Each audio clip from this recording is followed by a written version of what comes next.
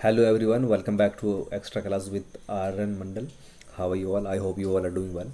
So today we will start one of the poem from your book First Flight, A Tiger in the Zoo of class 10th. Class 10th का वह एक important poem है, a tiger in the जू.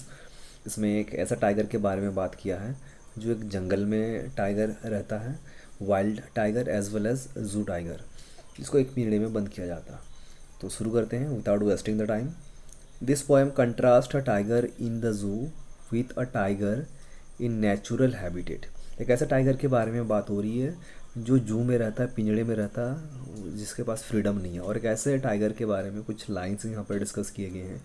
कुछ स्ट्रेंजाज poet ने बताया है जो नेचुरल हैबिटेट में रहता है, मतलब वाइल्ड टाइगर की बात हो रही है. ठीक है. The poem move from the zoo in the jungle and back again to the zoo. ये जो पोएम है हम लोग डिस्कस करेंगे एक ऐसे टाइगर के बारे में जो जंगल में रहता है, फिर कुछ स्ट्रेंजर्स बाद अगेन उसी जू वाले टाइगर के बारे में, उसका सिचुएशन के बारे में डिस्कस होती है. Read the poem silently once and say which strangers speak about the tiger in the zoo. इस स्टोरी को, मतलब इस पोएम को रीड करेंगे एंड देखेंगे कौन सी स्ट्रेंजर में जू के टाइगर के बारे में बात हो रही है और कौन सी स्ट्रेंजर में जंगल वाले टाइगर की बात हो रही है.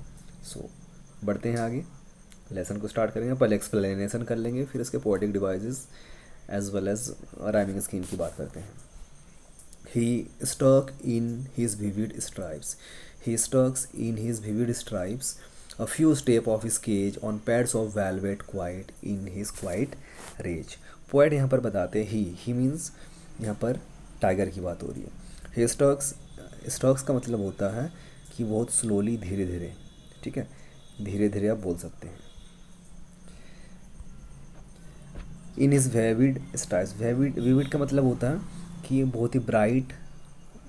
ठीक है. स्ट्राइप्स जो टाइगर के बॉडी पर बने होते हैं, स्ट्राइप्स, लकीरें, धारें, जैसे जेब्रा पर होता है, तो ऐसे ही टाइगर के जो स्ट्राइप्स हैं वो बहुत ज़्यादा ब्राइट है और इन्होंने स्पेशल यूज़ किया है. A few step of his cage. उसके बाद वो टाइगर का वर्किंग के बारे में बताया गया है.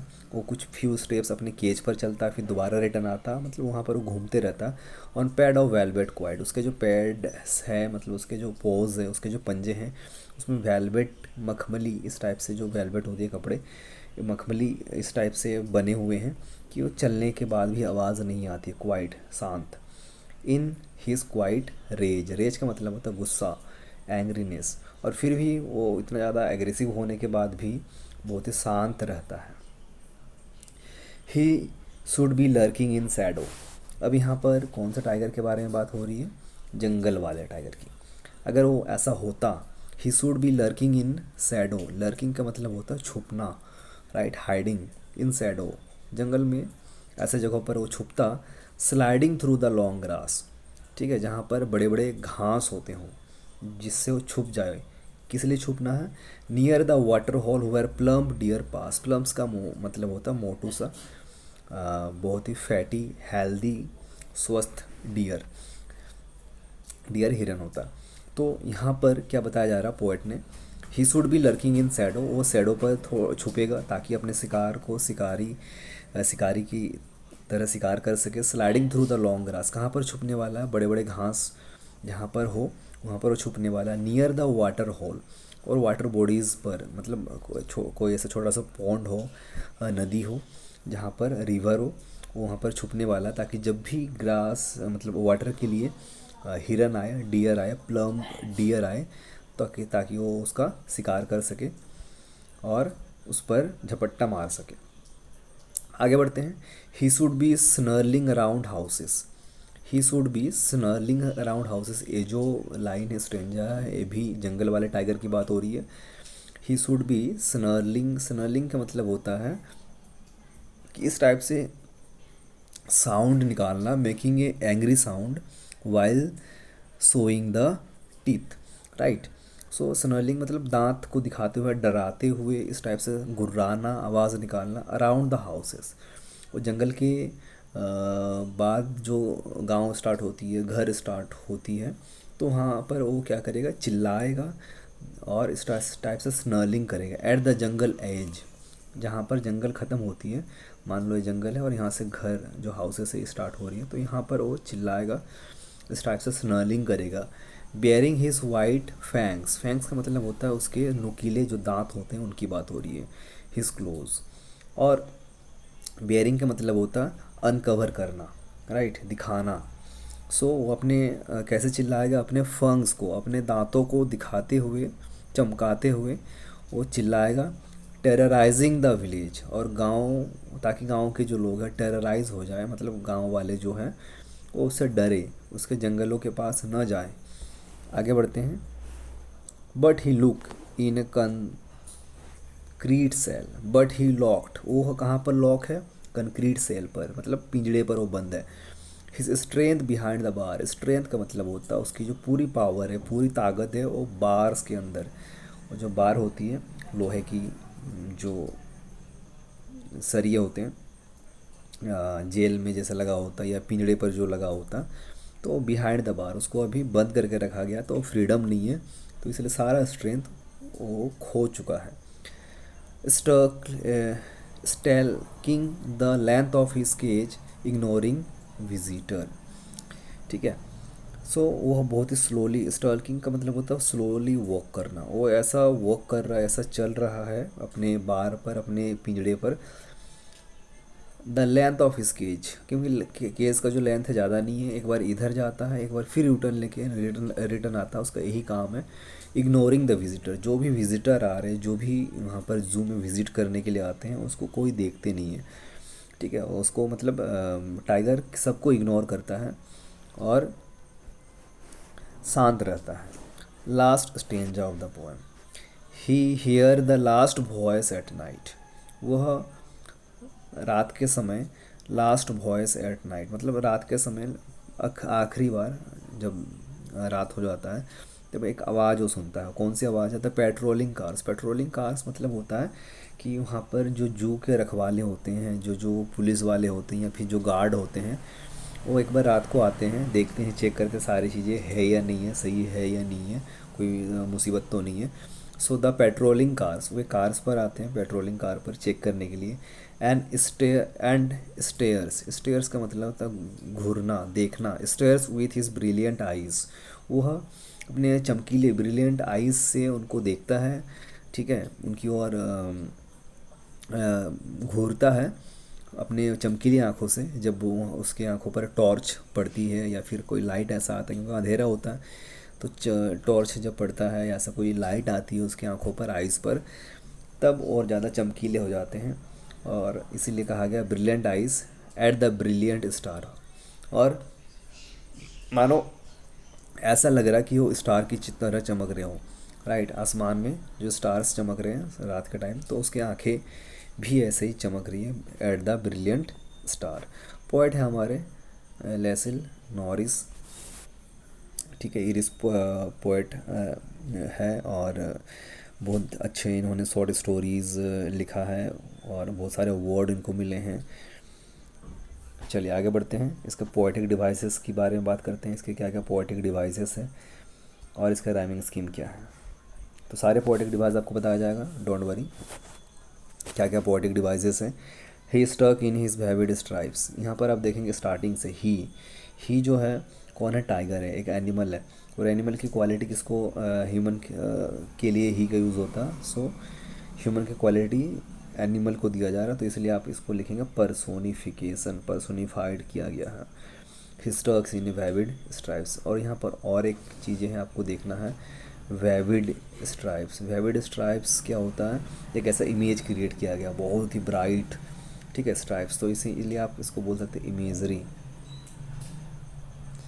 इमेजरी है। नेक्स्ट आगे देखते हैं और क्या है इस लाइन में। इस लाइन में आप देखें आई की साउंड आ रही है, हिज आई, विविड आई, स्ट्राइप्स आई की साउंड आ रही है। तो अगर आई की साउंड है तो आप क्या लिखेंगे, एसोनेंस, SONANC, एसोनेंस। चलिए आगे बढ़ते हैं। The few step of sketch, यहाँ पर तो ऐसा कोई वर्ड नहीं है। On pad of velvet quiet in his quiet rage. अब pad of velvet, pad of velvet को कंपेयर किया गया है ठीक है, वेलवेट को उसके पैरों के साथ कंपेयर किया गया, वेलवेट एंड पेट्स को, उसके पोज को। तो यहाँ पर आप लिखेंगे मेटाफर, METAPHORE, मेटाफर। और यहाँ पर और एक है क्वाइट एंड रेज। क्वाइट मतलब शांत, रेज मतलब गुस्सा, दोनों एक अपोजिट वर्ड आ रही है, ठीक है, दोनों का कोई मैच नहीं है, तो इसलिए आप लिखेंगे इसको ऑक्सीमोरन, ऑक्सीमोरन। चलिए, इसका राइमिंग स्कीम क्या है ये भी देख लेते हैं। Stripes A, cage B, quiet C, rage again, cage and rage same आ रही है तो बी, ABCB इसका राइमिंग स्कीम है। आगे देखते हैं। He should be lurking in shadow, sliding through long grass near the water hole where plum deer pass. तो यहाँ पर आप देखेंगे क्या है, कौन सी फिगर ऑफ स्पीच है।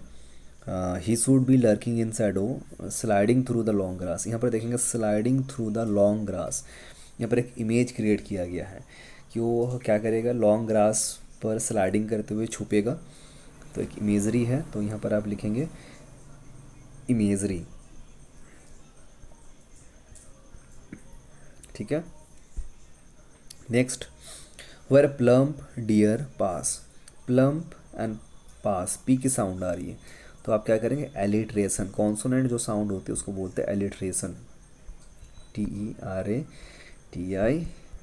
एलिट्रेशन, ठीक है। अब और कुछ फिगर ऑफ स्पीच है, इसको भी देखेंगे अब ध्यान से। यहाँ पर देखिए जो थर्ड 3 लाइन है, इनमें से कहीं भी कोई पंचुएशन मार्क्स नहीं है, लास्ट में एक फुल स्टॉप है, तो इस बीच में कोई पंचुएशन मार्क्स नहीं है, तो आप क्या करेंगे, एंजाबमेंट, ENJAMBMENT, एंजाबमेंट इसको बोलते हैं।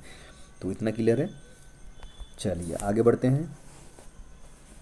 आई होप सबको समझ में आ रहा। फिगर ऑफ स्पीच, हम लोग पोएटिक डिवाइसेस की बात कर रहे हैं। He should be snarling around houses, यहाँ पर कोई साउंड आपको दिख रहा, अराउंड ओ की साउंड आ रही है, हाउसेस ओ की साउंड आ रही है, तो दोबारा आप क्या करेंगे, एसोनेंस, SSONANC, एसोनेंस, ओ की साउंड आ रही है इसलिए एसोनेंस आप करेंगे, स्नर्लिंग अराउंड हाउसेस, ओके। नेक्स्ट, स्नर्लिंग जो है एक आपका साउंड है, स्नर्लिंग जो भी साउंड होती है, साउंड आवाज़, उसको हम लोग बोलते हैं ओनोमोटोफिया, ONOMOTOPEIA, ओनोमोटोपिया। चलिए, bringing his white fangs his close terrorising the village. और कोई फिगर ऑफ स्पीच शायद इसमें आपको दिख नहीं रहा, ठीक है, तो आगे बढ़ते हैं। 2 फिगर ऑफ स्पीच मैंने आपको बताया, onomatopoeia and assonance. Next, but in the concrete cell his length behind the bar, behind the bar, B की साउंड आ रही है, बिहाइंड एंड बार, बी की साउंड आ रही है, तो क्या होगा आपका एलिट्रेशन, अगेन जो कॉन्सोनेंट साउंड है वो एलिट्रेशन होता है, ALLITERATION, एलिट्रेशन। आगे बढ़ते हैं। Stalking the length of his cage ignoring the visitor, और कोई यहाँ पर फिगर ऑफ स्पीच नहीं है। चलिए, इसका राइमिंग स्कीम भी आपको देखना, सेम राइमिंग स्कीम है, जितने भी स्ट्रेंजर्स हैं पोएट ने लिखा ABCB। He hairs, he and hairs, H की साउंड आ रही है, अगेन आपका क्या होगा, alliteration, ALLITERATION, alliteration. The patrolling car and stairs with his brilliant eyes, with I, his I, brilliant I, जो साउंड है तो ये कौन सी साउंड है, एसोनेंस है, SSONANC, एसोनेंस की साउंड आ रही है। द ब्रिलियंट स्टार्स, ठीक है, यहाँ पर एक सिम्बलाइज यूज़ किया गया, हमें एक इमेज क्रिएट किया गया है, सिम्बलाइज किया गया है ब्रिलियंट स्टार की, तो यहाँ पर आप क्या करेंगे, सिम्बलाइज़म, SYMBOLISAM, सिम्बलाइज़म है, सिंबल की साउंड है, तो यहाँ पर आप सिम्बलाइज़म यूज़ करेंगे। तो यहाँ तक आपका क्लियर है। I hope you understood the lesson, ठीक है। एक ऐसा टाइगर के बारे में बात हुआ है जो जंगल में रहता है, साथ ही साथ एक ऐसा टाइगर है जो जू में रहता है, दोनों में कंपैरिजन है, कंट्रास्ट किया गया है। एक ऐसा टाइगर जो प्रीडेटर से शिकारी है, उसको अपने मन मर्जी काम करना ज़्यादा पसंद है, लेकिन उसको जब जू में रखा जाता तो उसका बिहेवियर कैसा होता, उन दोनों में कंपेयर किया गया था. So I hope you understood the lesson very well. If you want to explain by me any other chapter, please mention in comment section. I will explain that particular chapter according to you. Till then, be happy. See you again in next lesson with new class. Till then, be happy. Thank you.